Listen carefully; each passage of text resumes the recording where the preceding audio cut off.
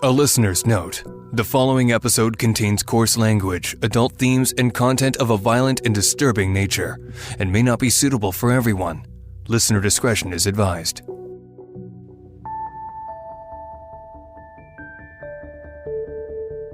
It's hard to believe we're well into our 4th season. I'm so grateful you've taken the time to listen to these stories. I will continue to give you an inside look at the cases I've covered, and my goal is always to give a voice to the voiceless and show the far-reaching impact of crime. As time passes, the trauma each of the victims and their families face doesn't fade or go away. With each anniversary, there are further struggles. For the families of homicide victims, every missed birthday or missed milestone is a reminder of stolen opportunities. Before I go too much further, I want to take a moment and remember one of those victims and her family, the little girl whose story I shared in the very first episode. Mika Jordan, the broken princess, was only 6 years old when she was tortured and murdered by her own father and stepmother. Last December, her family should have celebrated her sweet 16. This year, there was another tragic milestone in her case. November 14th, 2021, marked a decade since Mika was killed. Her loved ones continue to do all they can to keep her memory alive. In their honor, I would love to have you join me for a small moment to remember Mika.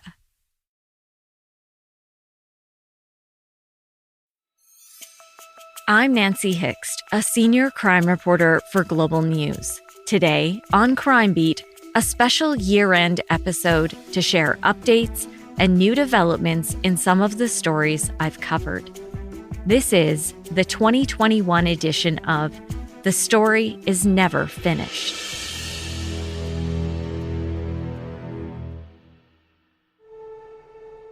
One of the cases I receive the most messages about is the story of Lucas Strasser Hurd.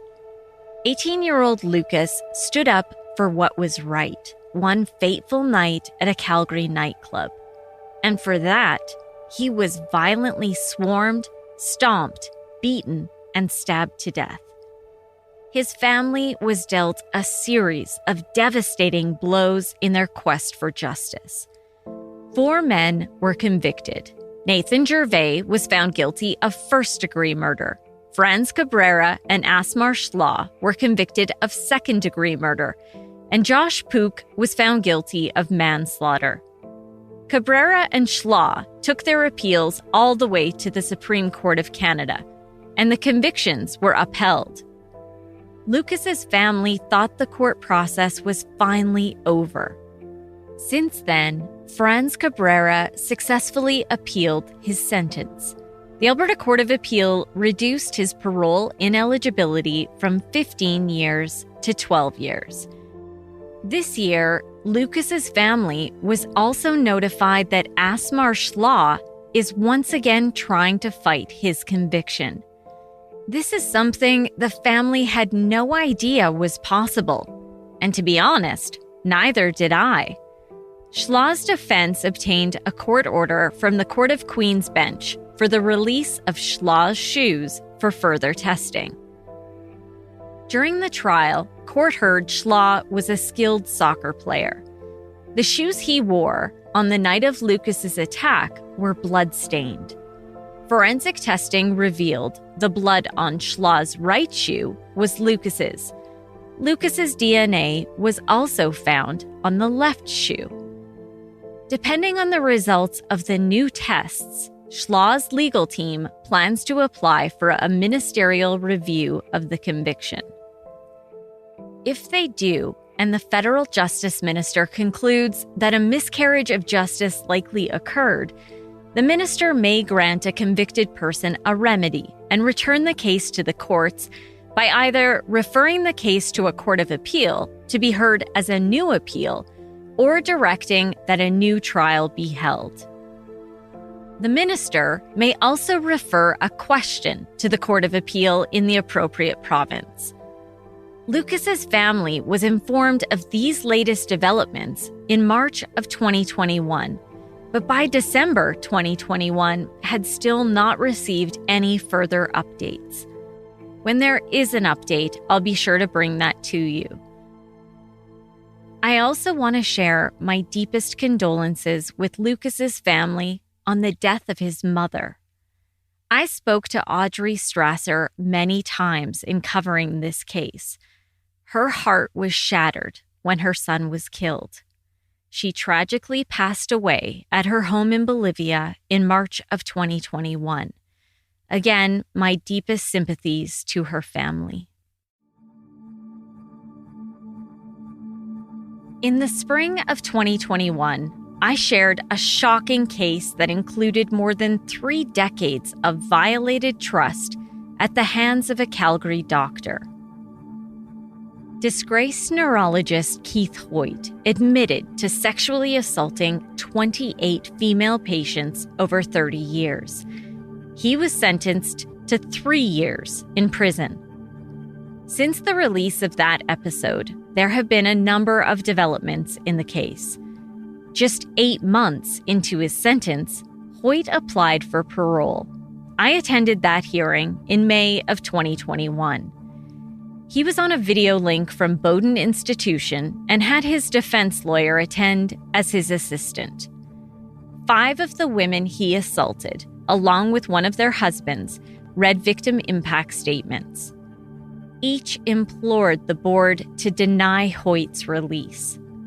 The women spoke of the fear and trauma they live with and said they're skeptical of his remorse. Hoyt told the board he felt deeply remorseful and horrible after hearing those statements. He said, "Deep inside, I have a grave sense of remorse, and that he didn't realize his actions were wrong at the time the offenses happened." Hoyt told the board, quote, "It was part of the exam, pushing the breast aside while listening to the heart," end of quote. He said it was only after he was charged he realized his actions were wrong. You'll recall an expert, Dr. Neil Hagen, was set to offer his opinion in court if this case had gone to trial. I interviewed him for the episode. The question that the Crown prosecutor posed to me was, is there a plausible explanation for patients to have been examined in the way that they described? And there is no doubt, there is no way that this could be appropriate. Back in the hearing, the parole board inquired if there were more victims beyond the original court case. "Every victim who you offended against has come forward?" the board asked. "As far as I know, every victim has come forward," Hoyt replied. The Parole Board of Canada said it has serious concerns about the lack of insight Hoyt has shown in his case. His request for both day and full parole was denied, and as of today, he remains in prison. Hoyt's statutory release date is in September of 2022. That marks 2/3 of his sentence, and his release is mandated by law. His warrant expiry, which is the end of the sentence and dealings with the Parole Board and the Correctional Service of Canada, is about a year later, in 2023. I should add, it stood out to me when he said in the hearing that there weren't any more victims, because at that point, I had confirmed that several more women had gone to police following the conclusion of the previous court case. This summer, he was once again charged. Hoyt is facing a string of new offenses for the alleged abuse of nearly 30 more former patients that happened between 1984 and 2013. A trial date has not yet been set. There have also been some applications for restitution in this case.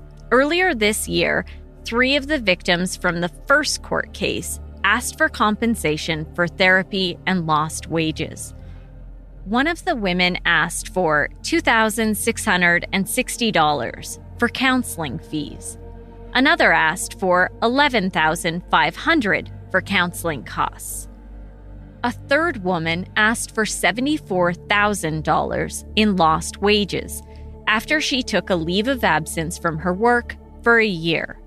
That leave began just days after she provided a statement about the abuse to police. Each victim provided documentation for the amounts they were seeking.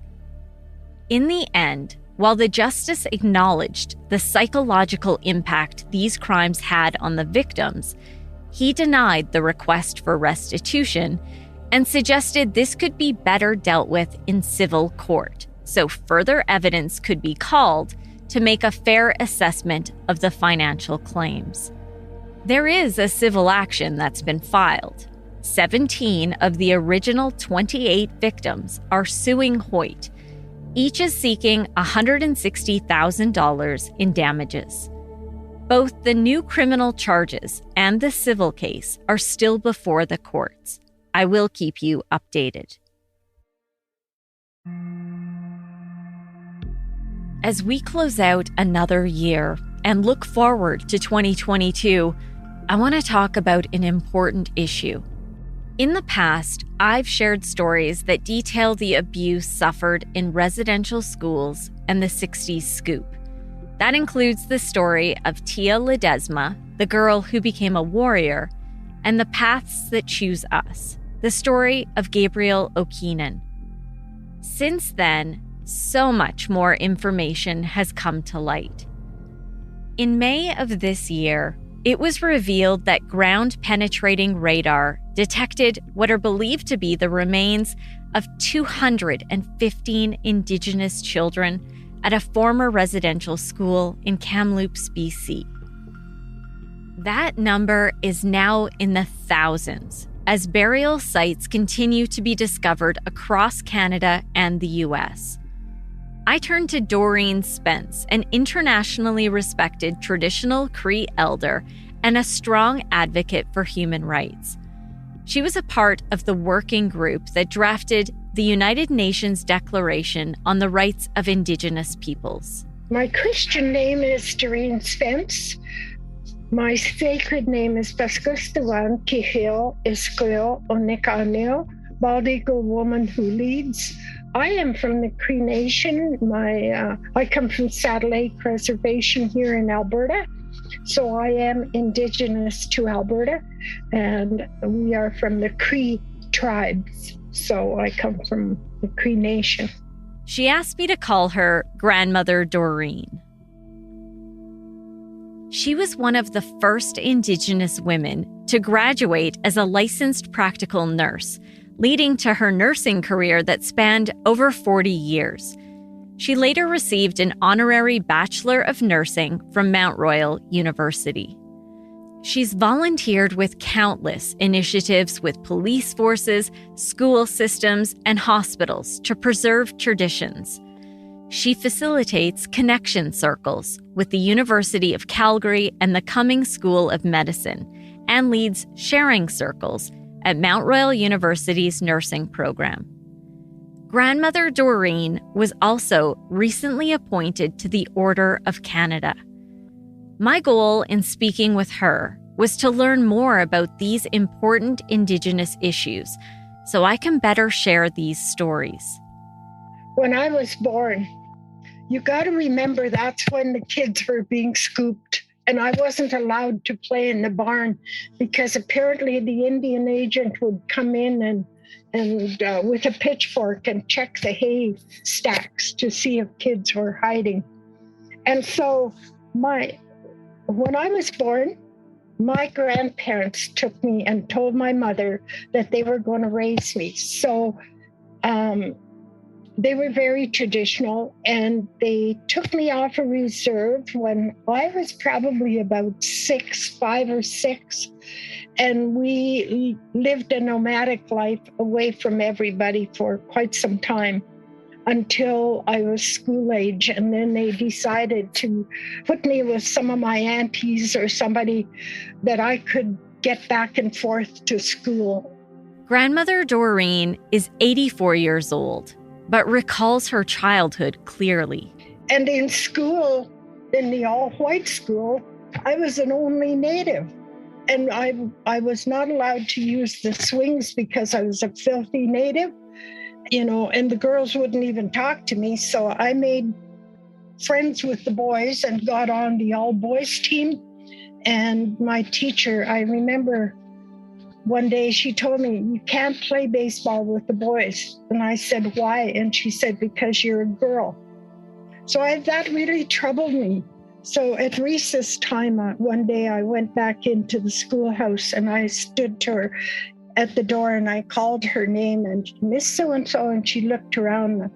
"Doreen, you're not supposed to be in here." And I said, "I know, but I just have to ask you one question." And she said, "What is it?"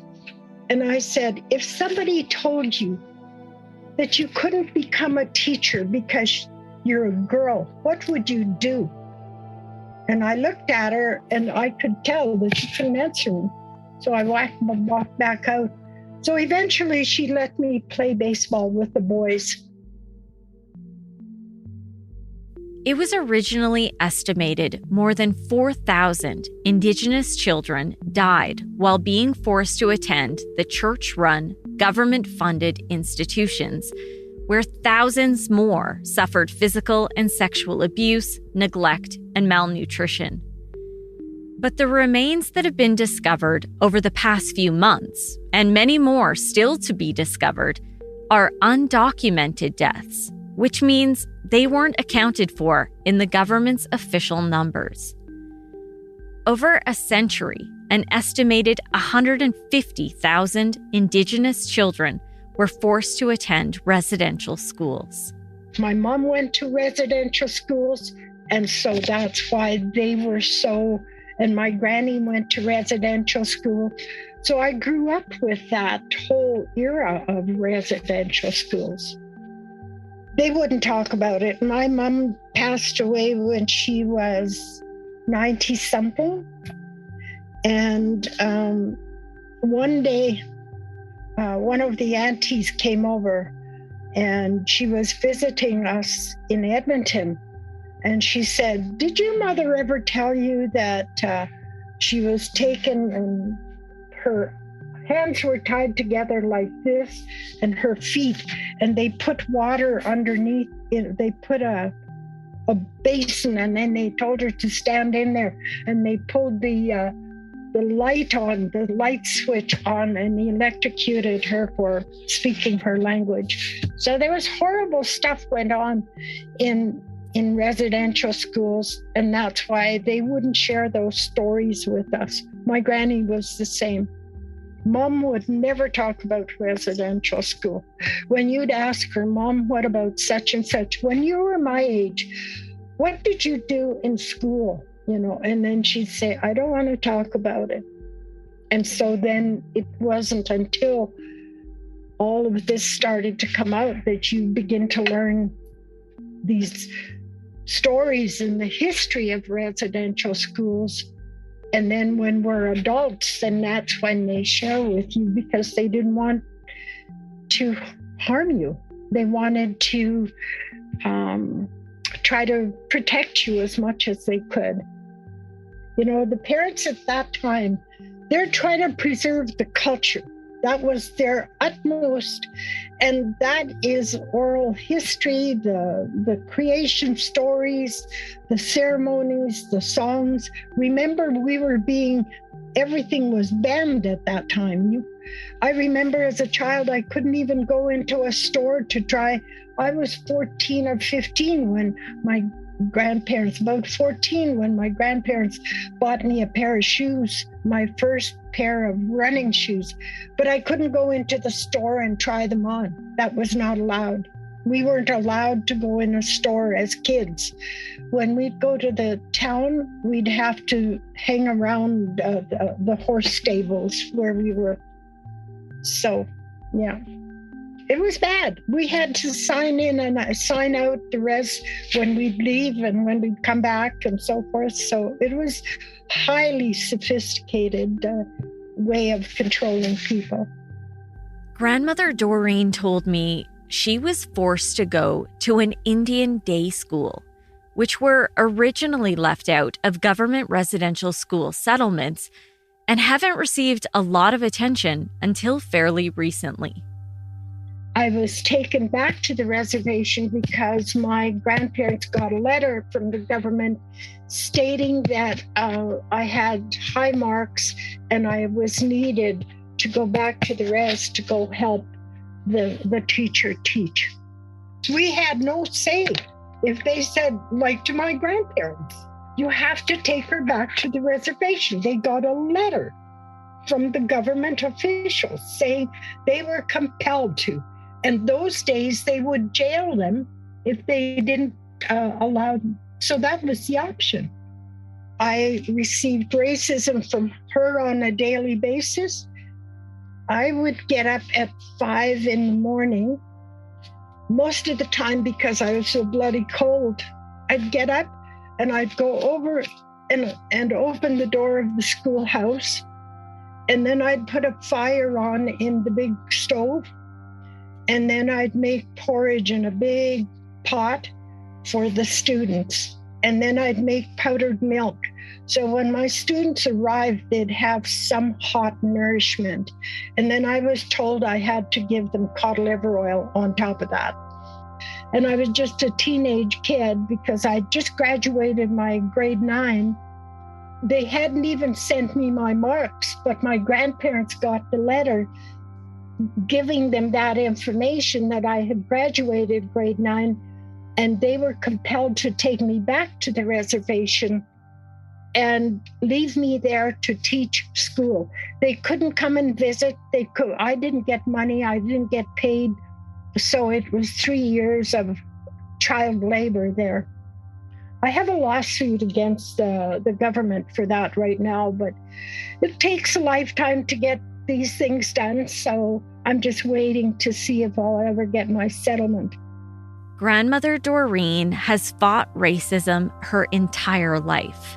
I grew up in a world of exclusion, that I wasn't ever good enough.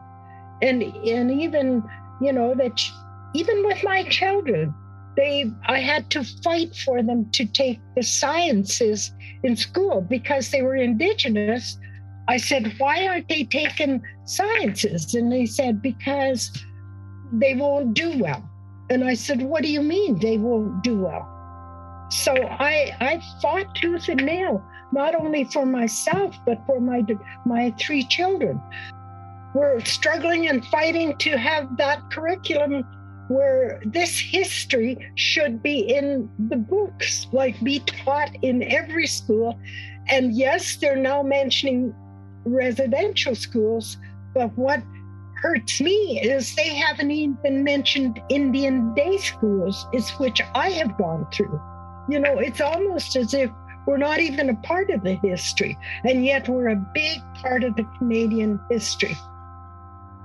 I live every day to the fullest as if it were my last day upon the planet. And to come from a place of total forgiveness, I don't even think of the past. There's so much work to do that I remain focused on the positivity and my role in the cycle of life and what I need to do to make this world a better planet for all nations. September 30th, 2021 marked the first National Day for Truth and Reconciliation. The day honors the lost children and survivors of residential schools, their families, and communities. I want to note the Crime Beat episodes I've done so far that share stories from the 60s scoop and the residential schools were put together in 2020. At that time, we took extreme care in how we worded these important details.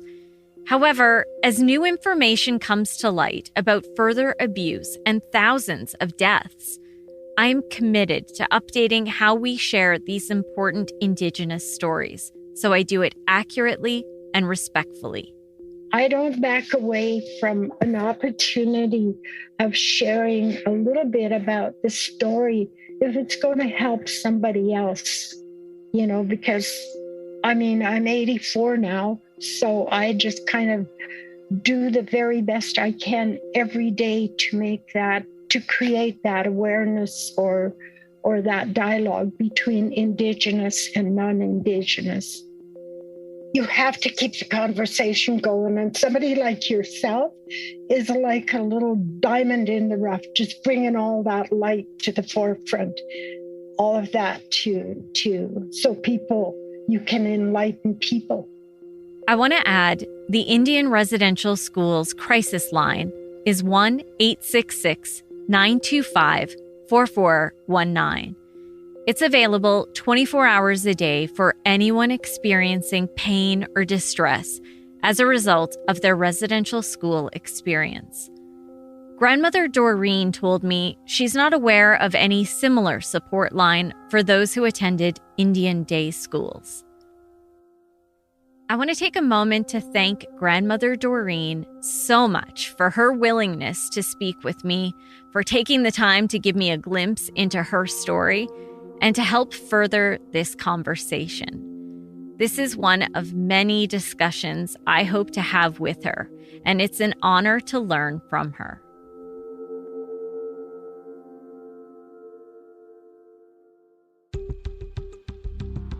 Thank you so much for listening to Crime Beat. I wish you all the very best. I'll be back in early 2022 with more important stories, and I hope you'll join me then. Crime Beat is written and produced by me, Nancy Hixt, with producer Dila Velasquez. Audio editing and sound design is by Rob Johnston.